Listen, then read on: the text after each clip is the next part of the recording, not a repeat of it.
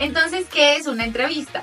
Es una herramienta que utilizamos normalmente psicólogos, abogados, trabajadores sociales y todos los profesionales que estamos en las ciencias sociales y de la salud para recabar información y recolectar datos que queremos saber de una persona para, según eso, actuar.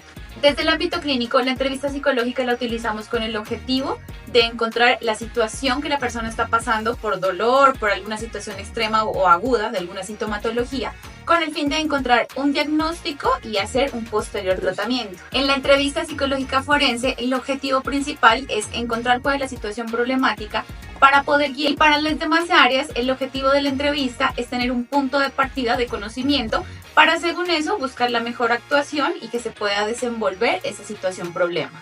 Entonces podemos decir que hay 3 tipos básicos de entrevista. El primero de ellos es la entrevista abierta. Este tipo de entrevista lo que nos permite es hablar de varios temas porque básicamente no tiene una orientación y no tiene una dirección exacta de preguntas. El segundo tipo es la entrevista estructurada. Este tipo de entrevista se basa en preguntas muy limitadas con un límite de tiempo, no permite la improvisación y básicamente se centra en preguntas puntuales sin una dirección diferente a las preguntas que están planteadas únicamente en esa dirección. El tercer tipo de entrevista es una entrevista semiestructurada y es la entrevista ideal. Si bien es cierto, esta entrevista tiene unas preguntas que son de guía para conseguir ahondar la información sobre un tema, pero también esta entrevista permite la libre expresión tanto de emociones, pensamientos, actitudes. Asimismo se puede verificar el estado de la persona, es decir, su parte emocional, el contacto visual y la expresión no verbal. Y este tipo de entrevista también es ideal porque es muy flexible a la hora de hacer las preguntas. Las preguntas que se utilizan aquí en este tipo son preguntas de tipo abiertas, por lo que de una pregunta se pueden desplegar más temas y por lo general evita la dicotomía de la respuesta sí o no. Y este tipo de preguntas abiertas siempre van a comenzar con el por qué, cómo, dónde, cómo fue, porque lo que permite es que la persona pueda dar respuestas con muchos detalles. Entonces, previo a una entrevista tenemos que tener unos ciertos puntos porque no podemos omitirlos. El primero de ellos es conocer el tema a indagar. Tenemos que saber muy bien a qué temática nos vamos a enfrentar porque según eso las preguntas abiertas van a tener bastante información de la que podemos recolectar. El segundo punto es que tenemos que tener muy claras cuáles son las preguntas que por nada del mundo podemos omitir, porque con base en eso vamos a llegar a la hipótesis de lo que queremos encontrar. El tercero es el lugar y tiempo adecuados. Tenemos que tener un entorno que se preste para la situación de la entrevista, porque se van a conocer temas y se van a indagar sobre situaciones que la persona tiene que sentirse muy cómoda para poderlas contar.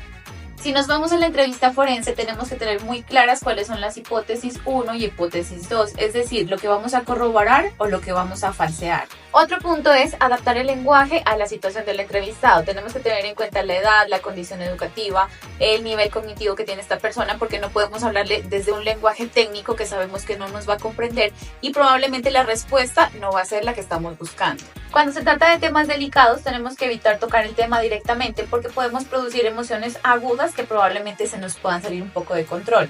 En su lugar, tenemos que aprender a bordear el tema, es decir, hablar como de temas un poco más sensibles que nos permitan llegar a esta situación dolorosa y poderla abordar de la mejor manera. Cuando queramos hacer una retroalimentación, tenemos que evitar palabras que sugieran otra cosa diferente a la que nos está diciendo el entrevistado.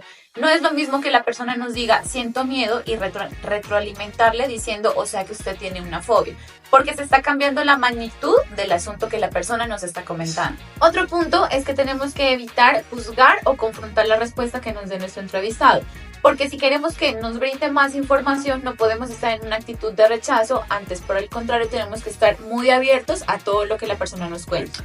Para el momento de la entrevista tenemos que tener en cuenta unos pasos que no nos podemos evitar. En primer lugar está el establecimiento de rapport, que es tener y brindar una zona de confianza para que la persona pueda sentirse tranquila y en confianza para contar los temas que probablemente están siendo un motivo del problema. En segundo lugar está presentarse como profesional y ofrecer al paciente la información adecuada sobre lo que va a ser la entrevista. Porque la persona a veces no está muy enterada de lo que se trata porque no ha tenido contactos anteriores con psicólogos y puede estar con un poco de susto. Entonces es mejor aclarar la información de lo que se va a tratar durante la entrevista. En tercer lugar está escuchar muy bien las respuestas que nos da nuestro entrevistado. Todo esto para que podamos mirar si la respuesta que nos está dando se nos adelanta a la siguiente pregunta y no con esto volver a repetirla. Pero también para saber cómo debemos retroalimentar y que la persona también se pueda sentir escuchada y comprendida en su discurso. Como cuarto punto, hay que permitir a la persona tener los espacios cuando lo desee y cuando así lo necesite, porque hay veces que se tratan temas que son dolorosos y la persona necesita expresar emociones y no podemos estar afanados a preguntar y seguir con la entrevista si esta persona no está emocionalmente disponible. Como quinto punto, tenemos que evitar preguntas dicotómicas, que la respuesta sea solamente sí, no, bien o mal, porque lo que queremos es ahondar y conseguir información, y al tener este tipo de preguntas no vamos a recabar con la información que queremos. Finalizando la entrevista, debemos agradecer a la persona por haber asistido y habernos contado las situaciones íntimas por las que está pasando, y también verificar el estado emocional en que se encuentra, porque como se han tratado temas dolorosos, es muy importante que volvamos a llevar a la persona al estado de tranquilidad que inicialmente la encontramos. Finalmente va a depender de nosotros cómo vamos a elaborar la entrevista para que según eso podamos recolectar la mayor información posible, y si es el caso no llevarse solamente en una sesión, sino probablemente podamos hacer 2 o 3 hasta que la información que queremos encontrar sea completa y sea correcta.